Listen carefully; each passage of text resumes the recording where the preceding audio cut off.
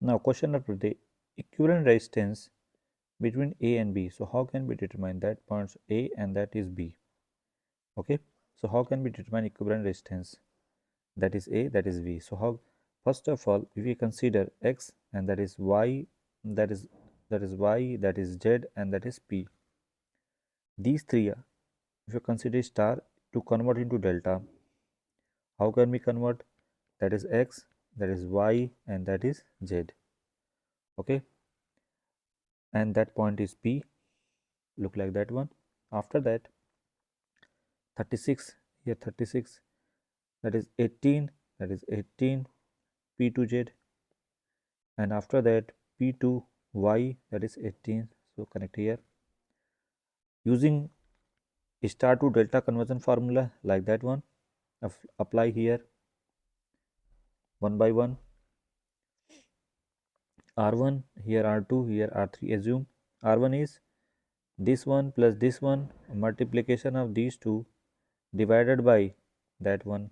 So we got like that one. Similarly, apply here formula R2, 36 plus 18 plus 36 into 18 divided by that 18, we got 90 kilo ohm.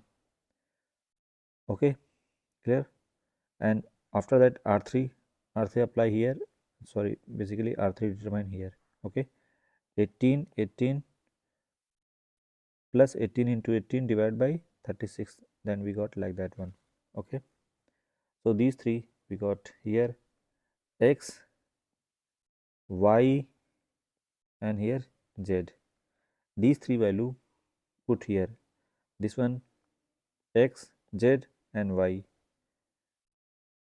X to Y 90 kilo ohm, X to X to Z 90 kilo ohm, X to Y how much?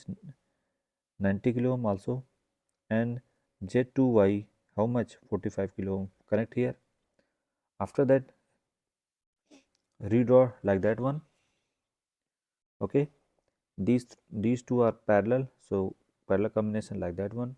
These two are also parallel, so parallel combination like that one. Okay, these two are series, these two are in series, so like that one. And these two 90 kilo ohm and these are parallel, so like 26 kilo ohm. And after that put here 26, here 6, and here 2 kilo ohm. So final result is 24 kilo ohm. Okay, if any doubt, then comment it, I will discuss again. Okay, look very carefully.